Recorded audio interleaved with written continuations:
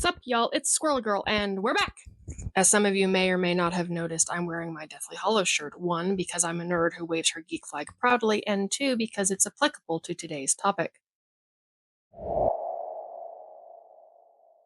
Today, we're going to use one of my favorite book series as an analogy to try and hopefully get through to some of y'all about what's really going on here. Because while we all seem to be able to spot the bad guy when they're described on the page, in real life we seem to be having a bit of difficulty, despite the shocking number of similarities. That said, I solemnly swear I am up to no good. For those of you who have not read the book and or seen the movie, here's a brief overview. In the fifth installment of The Boy Who Refuses to Die, we see the governing body via the Wizarding World's one and only reputable newspaper waging war on the titular character and his headmaster, Albus Dumbledore, rather than admit the evil megalomaniac Lord Voldemort has come back from the dead. Insert applicable Princess Bride clip here. They do this by launching a smear campaign against the aforementioned characters, painting Harry as an attention-seeking liar and Dumbles as a senile old coot, hungry for power in order to shape public perception, sow dissent, and thus sidestepping the need to take action and or accountability for their own failings. Everyone with me so far? Great.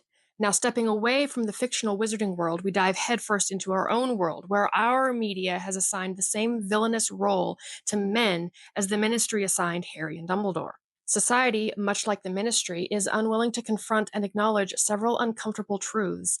Instead, it's easier to blame men wholesale than accept the reality of complex problems. Much like Fudge refusing to accept old Moldy Short's return because it threatened his authority, the media resists any narrative that dares suggest men might be struggling under unjust biases. Instead, they wield their own daily profit, mainstream news outlets, opinion pieces, and viral social media outrage to paint men as the architects of all misery, the source of oppression, violence, inequality, and every scandal, statistic, and crime is framed in a way that reaffirms this. If a man dares commit any wrongdoing, be it real or merely perceived or imaginary, then it's because he's a product of toxic masculinity, while if he's a victim, the story is either suppressed or twisted in a way that makes it his fault. Even if men face genuine struggles, raising suicide rates, bias in family courts, educational disadvantages, workplace injuries, and deaths, these issues are dismissed with the same contempt as Harry's claims about Voldemort. And let's not forget the Dolores Umbridges of the world, the ones who masquerade as well meaning reformers while secretly enforcing dogmatic ideologies that brook no room for dissent. They do not debate, they punish. Just as Umbridge sought to correct Harry with her blood quill detentions, modern media and social institutions punish men who dare question the narrative through public shaming, deplatforming, or outright character assassination. The result? A population that, like the wizarding world in Order of the Phoenix, is gaslit into compliance, believing that men are inherently problematic and must be kept in check. Meanwhile, the real issues, the societal equivalent of Voldemort's return, go unaddressed, growing stronger in the shadows. In the book, it took a tragedy and undeniable proof to force the wizarding world to see the truth, and I shudder to think what it'll take for our society to follow suit.